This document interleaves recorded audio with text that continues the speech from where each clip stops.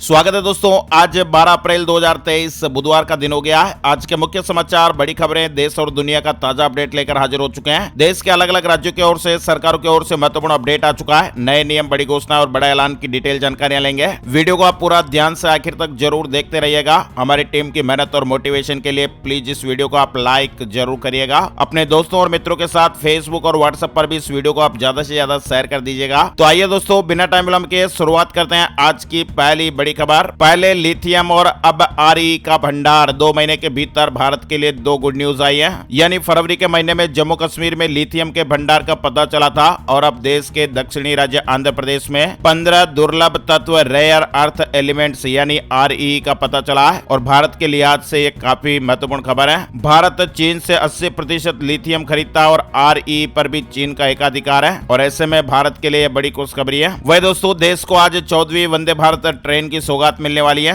दिल्ली जयपुर का सफर अब और भी आसान हो जाएगा। आज राजस्थान को अपनी पहली और देश को 14वीं वंदे भारत ट्रेन मिलने जा रही है। PM Modi ji video conferencing के जरिए दिल्ली जयपुर अजमेर मार्ग पर चलने वाली वंदे भारत एक्सप्रेस को हरी झंडी दिखाएंगे। पहले फेज में यह ट्रेन जयपुर तक चलेगी और बाद में इसे एक्सटेंड करके अजमेर तक चलाया जाएगा। 13 अप्रैल से इस ट्रेन की नियमित सेवा शुरू होने वाली है। दिल्ली से जुड़ी बड़ी खबर आ रही है। मानसून से पहले एमसीडी अलर्ट हो गया। दिल्ली की खतरनाक बिल्डिंग का सर्वे शुरू कर दिया गया। दिल्ली नगर निगम ने मानसून से पहले खतरनाक भवनों और घरों की पहचान के लिए सर्वेक्षण का काम शुरू कर दिया है ताकि मानसून में किसी बड़ी तबाही से बचने के लिए उन्हें ध्वस्त करने का काम किया जा सके। इसके अलावा दोस्तों, मानसून से जुड़ा एक और अपडेट आ जा रहा है। कल वाले वीडियो में हमने स्काईमेट वेदर अपडेट के हिसाब से इस साल मानसून कैसा रहेगा इसके बारे में जानकारी ली थी। आज के इस वीडियो में आप देख पा रहे हैं, आईएमडी ने भी कंफर्म किया है और कहा कि निश्चिंत रहें, देश में इस साल सामान्य बारिश होगी। स्काईमेट वेदर ने कहा था कि इस साल सामान्य से कम बारिश होगी और सूखा भी पड़ सकता है। वहीं भारतीय मौसम विभाग ने कहा कि इस साल मानसून सामान्य रहेगा। मौसम विभाग ने कहा कि जुलाई के आसपास अल नीनो कंडीशन रह सकती है, लेकिन मानसून के साथ अल नीनो का सीधा संबंध नहीं रहेगा। और ऐसे में भारत के मौसम विज्ञान विभाग ने कहा इस साल बारिश सामान्य होने का अनुमान है। वहीं बड़ी खबर आ रही है भारतीय रेलवे को लेकर। गर्मी की छुट्टियों के लिए रेलवे ने खास इंतजाम करने की प्लानिंग शुरू कर दी है। 217 समर स्पेशल ट्रेनें चलाने का ऐलान हो गया है। यात्रियों की सुविधा को देखते हुए रेलवे ने मंगलवार को यह बड़ी घोषणा की ताकि लोगों को गर्मी की छुट्टियां मनाने के लिए आसानी से यात्रा करने का मौका मिलेगा। मध्य प्रदेश में अब ट्रांसजेंडर को भी ओबीसी आरक्षण मिलेगा। शिवराज सरकार ने यह बड़ा फैसला लिया है। मध्य प्रदेश के मुख्यमंत्री शिवराज सिंह चौहान की मौजूदगी में मंगलवार को कैबिनेट की बैठक हुई और इस बैठक में कई बड़े फैसले लिए गए। मध्य प्रदेश में ट्रांसजेंडर्स को बैकवर्ड ओबीसी कैटेगरी में डाला जाएगा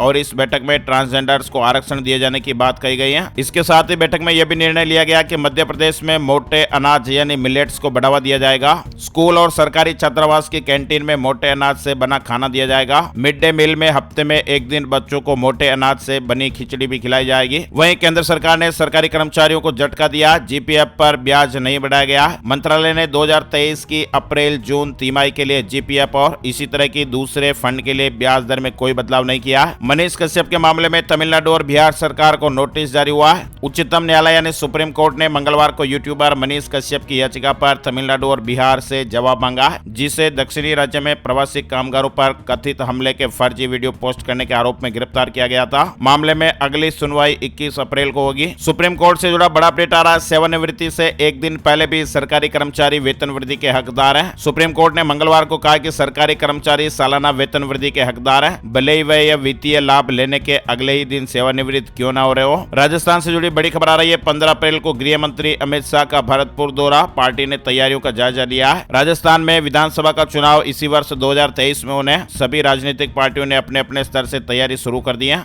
देश में शुरू होने जा रहा है आयुर्वेदिक एंटी कैंसर दवा का ट्रायल। बड़ी खबर आ रही है। हमारे देश में पहली बार आयुर्वेदिक एंटी कैंसर दवाई V2S2 का क्लिनिकल ट्रायल होने जा रहा है और ये ट्रायल फिलहाल जानवरों पर होगा। वहीं हमारे देश के 71,000 युवाओं को 13 अप्रैल को रोजगार मिलेगा। पीएम मोदी नियुक्ति पत्र देने जा रहे हैं। प्रधानमंत्री नरेंद्र मोदी 13 मार्च यानी गुरुवार को रोजगार मेले के तहत भर्ती हुए 71,000 युवाओं को वीडियो कॉन्फ्रेंसिंग के जरिए नियुक्ति पत्र वितरित करेंगे। वहीं संसद सदस्यता जाने के बाद पहली बार वायनाड दौरे पर राहुल गांधी रहे। रोड शो में प्रियंका गांधी वाड्रा भी साथ में मौजूद थी। बड़ी खबर आ रही है गुजरात को लेकर। पुल हादसे के 5 महीने बाद गुजरात सरकार ने बड़ी कार्रवाई की है। मोरबी नगर पालिका भंग। आपको मालूम ही होगा गुजरात के मोरबी शहर में एक पुल के ढह जाने से 135 लोगों की मौत हो गई थी और इस मौत होने के कुछ महीने बाद राज्य सरकार ने मंगलवार को यह बड़ी कार्रवाई की है। सरकार ने शहर की मोरबी नगर पालिका को भंग कर दिया। कर्नाटक में बीजेपी ने 189 कैंडिडेट की लिस्ट जारी कर दी है। बीजेपी ने मंगलवार रात कर्नाटक विधानसभा चुनाव के लिए 189 कैंडिडेट की लिस्ट जारी की।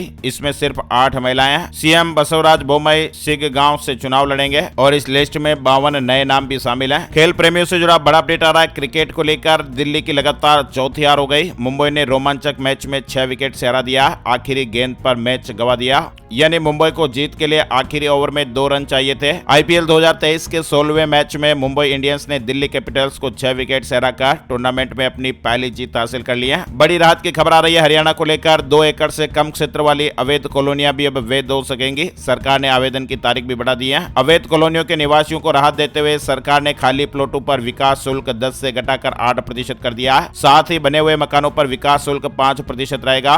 ये शुल्क संबंधित क्षेत्र कृषि योग्य भूमि के कलेक्टर रेट पर देय होंगे। वहीं दुनिया के सामने एक नई आफत आ रही है। एंटीबायोटिक को चकमा देने वाला बैक्टीरिया मिलने से दहशत पैदा हो गई है। लॉस एंजल्स में एक तेजी से बढ़ने वाला एंटीबायोटिक प्रतिरोधी बैक्टीरिया डिटेक्ट हुआ है और इसने अब दुनिया भर के साइंटिस्ट की चिंताएं बढ़ा दी हैं। इस बैक्टीरिया के डिटेक्ट होने के बाद दुनिया भर के साइंटिस्ट अब अलर्ट हो गए। ये सुपर बग एंटीबायोटिक से रेजिस्टेंट है और इसका असर पेनिसिलिन पर भी नहीं होता है। क्रिप्टो करेंसी को लेकर वित्त मंत्री निर्मला सीतारमण जी ने बड़ी बात कही है। वित्त मंत्री ने मंगलवार को कहा कि भारत की G20 अध्यक्षता के तहत क्रिप्टो करेंसी पर चर्चा एक बहुत ही महत्वपूर्ण हिस्सा है। वित्त मंत्री ने वाशिंगटन में लॉन्ग टर्म के लिए निवेश के अवसर भारत उदय पर विषय पर एक गोलमेज बैठक में भाग लेते हुए कहा, क्रिप्टो करेंसीज में इतने सारे पतन और झटकों को देखते हुए हम इस मामले से निपटने के लिए सभी देशों के लिए एक साझा ढांचा विकसित करना चाहते हैं। वहीं दोस्तों उत्तर प्रदेश में नहीं बचेगा कोई भी अपराधी, चुन चुन कर दिलाई जाएगी सजा। अतीक की प्रयागराज वापसी पर बोले योगी के डिप्टी सीएम। उमेश पाल हत्याकांड में नामजद अभियुक्त अतीक अहमद को प्रयागराज की अदालत में पेश करने के लिए पुलिस की टीम साबरमती जेल पहुंची। साबरमती से एक बार फिर प्रयागराज लाया जाएगा। वह दोस्तों अपडेट खबर आ रही है। इस बार पड़ेंगे 4 ग्रहण, 2 माह का होगा सावन। इस बार पूरी दुनिया में 3 सूर्य ग्रहण और 1 चंद्र ग्रहण सहित कुल 4 ग्रहण पड़ेंगे और खास बात यह कि भारत में केवल 28 अक्टूबर की रात को लगने वाला चंद्र ग्रहण ही नजर आएगा। लिहाजा अन्य 3 सूर्य ग्रहण का कोई भी प्रभाव भारत पर नहीं पड़ने वाला है। दूसरी ओर सावन के महीने में पुरुषोत्तम मास पड़ रहा है। फलस्वरूप सावन महीने 2 महीने तक चलेगा। भारतीय रेलवे से जुड़ी एक और खबर आई है। रेल यात्रियों के लिए गुड न्यूज है। आरक्षण चार्ट जारी होने से पहले कंफर्म सीट की सूचना मिलेगी। हालांकि सीट व कोच नंबर की जानकारी चार्ट जारी होने पर ही मिलेगी। महाराष्ट्र सरकार ने एक बड़ा ऐलान किया है। अब स्वतंत्र वीर गौरव दिवस के तौर पर मनाया जाएगा सावरकर का जन्मदिन। महाराष्ट्र सरकार ने स्वतंत्रता सेनानी विनायक दामोदर सावरकर के जन्मदिन के अवसर पर स्वतंत्र वीर गौरव दिवस मनाने का फैसला लिया है। वहीं दोस्तों मध्य प्रदेश भोपाल से जुड़ा अपडेट है। आज से बीना में रुकेगी शताब्दी एक्सप्रेस। रानी कमलापति स्टेशन से पहुंचेगी नई दिल्ली। पश्चिम मध्य रेल ने कुछ ट्रेनों को प्रायोगिक तौर पर अगले 6 माह के लिए 2 मिनट का ठहराव देने का निर्णय लिया है। शताब्दी एक्सप्रेस बुधवार से बीना रेलवे स्टेशन पर ठहराव लेकर चलेगी। बीना में नई दिल्ली रानी कमलापति शताब्दी एक्सप्रेस दोपहर में 12:40 और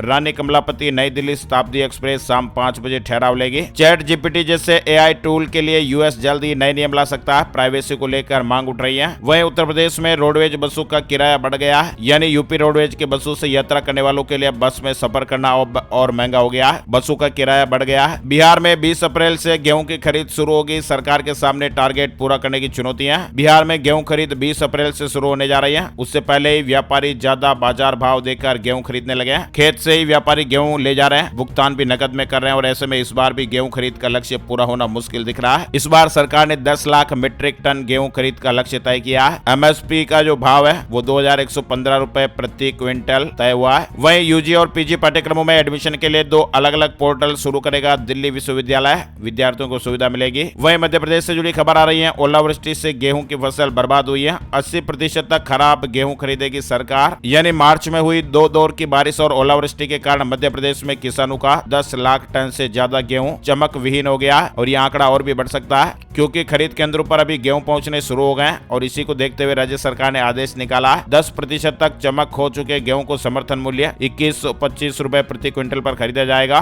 और यदि गेहूं इससे ज्यादा खराब है तो 80% तक चमक विहीन गेहूं को प्रति क्विंटल समर्थन मूल्य से 5 से 10 रुपए कम पर सरकार सरकार खरीद करेगी। इसके अलावा सचिन पायलट के अनशन के बीच राजस्थान सरकार ने बड़ा फैसला लिया। सीएम गहलोत ने कैबिनेट की मीटिंग बुलाई है। राजस्थान में अशोक गहलोत सरकार की ओर से आज बुधवार को कैबिनेट की बैठक बुलाने का फैसला लिया गया। बिहार से जुड़ी खबर है। राज्य के विश्वविद्यालयों में 5000 कर्मचारियों की नियुक्ति होगी। 30 अप्रैल तक रोस्टर क्लियर करना होगा। मध्य प्रदेश महाकाल मंदिर से जुड़ा अपडेट आ रहा है। महाकाल के गर्भगृह में जाकर दर्शन और अभिषेक कर सकेंगे श्रद्धालु। 1500 रुपए की रसीद कटानी होगी। यानी विश्व प्रसिद्ध श्री महाकालेश्वर मंदिर की दर्शन व्यवस्था में एक बार फिर बड़ा परिवर्तन किया गया है। श्रद्धालुओं के लिए बाबा महाकाल के गर्भगृह में फिर से प्रवेश शुरू कर दिया गया है, जिसमें श्रद्धालु 1500 रुपए की रसीद कटवाकर गर्भगृह में पहुंचे और उनके दर्शन करने के साथ ही अभिषेक भी कर पाएंगे। बड़ी खबर, राजस्थान में पुलिस कर्मियों का भी कटेगा चालान। ट्रैफिक नियमों के उल्लंघन पर 2 गुना जुर्माना वसूल किया जाएगा। यानी राजस्थान में अगर कोई पुलिसकर्मी ट्रैफिक नियमों का उल्लंघन करेगा तो उसके खिलाफ 2 गुना जुर्माना वसूल होगा। इसके साथ ही विभागीय कार्यवाही भी होगी। एडीजी ट्रैफिक वीके सिंह ने मंगलवार को इस तरह के आदेश जारी किए हैं। वही दोस्तों, राजधानी में कोरोना पैर पसार रहा है। 980 नए मामले सामने आए, 2 की मौत हुई है। संक्रमण दर 26% के करीब है। महाराष्ट्र में बीते 24 घंटे में 919 नए मामले दर्ज हुए हैं। 1 की मौत होने की खबर है। यानी हमारे देश में कोविड की तेज रफ्तार एक बार फिर से डरा रही है। देश भर में कोरोना के बीते 24 घंटे में 5676 नए मामले सामने आए। 37,000 के पार एक्टिव मामले पहुंच गए हैं। राज्यों और केंद्र शासित प्रदेशों में कोरोना के नए मामलों की संख्या तेजी से बढ़ रही है। उत्तर प्रदेश में भी कोरोना के बीते 24 घंटे में 402 नए मामले सामने आए। 24 घंटे में 1 की मौत हुई है। भारत में कोविड के केस बढ़ने का क्रम लगातार जारी है। 18,000 एक्टिव मामले केवल 2 राज्यों से सामने आ रहे हैं। केरल और महाराष्ट्र इसमें शामिल है। मध्य प्रदेश से जुड़ी खबर, अगले साल युवा बजट बनाएगी मध्य प्रदेश सरकार। युवा कल्याण पर व्यय हो रही राशि की समीक्षा होगी। वहीं मध्य प्रदेश इंदौर से जुड़ी बड़ी खबर आ रही है। 10,000 संपत्तियां फ्री होल्ड करने जा रहा है इंदौर विकास प्राधिकरण। 1 महीने तक अभियान चलेगा। यानी देश के सबसे स्वच्छ शहर इंदौर के लोगों के लिए गुड न्यूज आई है। इंदौर विकास प्राधिकरण प्रॉपर्टी से जुड़ी एक अनूठी पहल करने जा रहा है। IDA 10,000 संपत्तियों को फ्री होल्ड करने जा रहा है। यानी कि लोग अब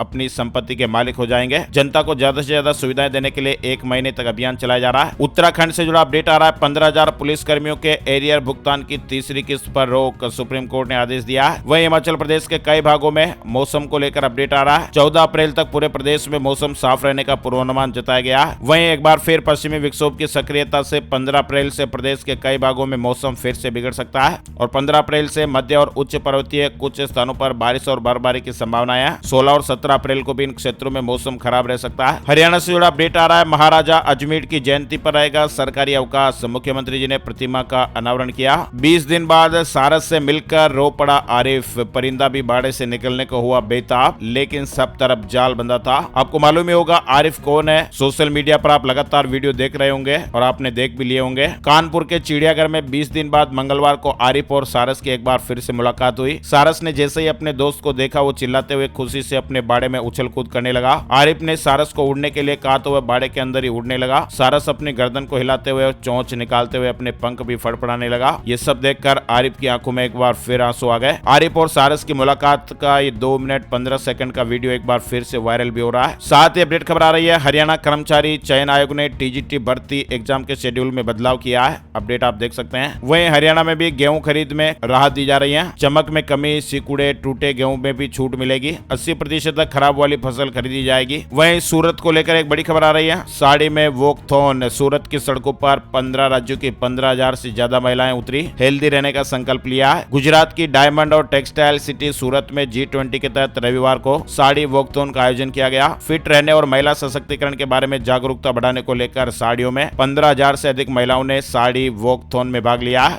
और इसमें कई राज्यों की महिलाएं शामिल हुई हैं। वहीं हिमाचल कैबिनेट की मीटिंग 13 अप्रैल को होगी। OPS की SOP और आउटसोर्स पॉलिसी पर फैसला हो सकता है। इसके अलावा भी और कई मुद्दों पर विचार विमर्श किया जाएगा। दिल्ली को दहलाने की साजिश फेल हुई है। नरेला में 50 दिनों से छिपा कर रखे 10 ग्रेनेड पुलिस के हाथ लग गए हैं। एक व्यक्ति को अरेस्ट किया गया है। वहीं उत्तराखंड में CM धामी ने 30,000 टीचर्स को तोहफे में टैबलेट दिए हैं। इस अवसर पर प्राथमिक विद्यालयों के 21,000 से अधिक अध्यापकों को टैबलेट के लिए उनके स्कूलों में DBT के माध्यम से 21 करोड़ 76 लाख रुपए की धनराशि ट्रांसफर की गई। आइए दोस्तों बात कर लेते हैं gold price today, silver price today, सोने चांदी के भाव। मंगलवार सुबह सोना 60,324 रुपए प्रति 10 ग्राम पर रहा। वहीं चांदी का भाव 74,519 रुपए प्रति किलोग्राम पर रहा है। IBJ के ऑफिशियल वेबसाइट पर आपको इसकी विस्तार से जानकारी मिल जाएगी। बात कर लेते हैं वेदर न्यूज एंड एनालिसिस में संपूर्ण भारत का आज 12 अप्रैल 2023 का मौसम पूर्वानुमान। मौसम की जानकारी का ताजा अपडेट आ गया। स्काईमेट वेदर अपडेट के मुताबिक अगले 24 घंटों के दौरान राजस्थान के पश्चिमी भागों में धूल भरी आंधी और गरज के साथ बारिश हो सकती है। वहीं अरुणाचल प्रदेश और केरल में हल्की बारिश के साथ ही एक या दो स्थानों पर मध्यम बरसात होने का अनुमान है। पश्चिमी हिमालय, तमिलनाडु, तटीय कर्नाटक और लक्षद्वीप में एक या दो स्थानों पर हल्की बारिश हो सकती है। देश के अधिकांश हिस्सों में अधिकतम तापमान बढ़ने की उम्मीद है। वहीं अगले 24 से 48 घंटों के दौरान हरियाणा और उत्तर प्रदेश के गंगा के मैदानी इलाकों में मध्यम से तेज सतही हवा चल सकती है। आज के मुख्य समाचार अपडेट में फिलहाल बस इतनी ही खबरें।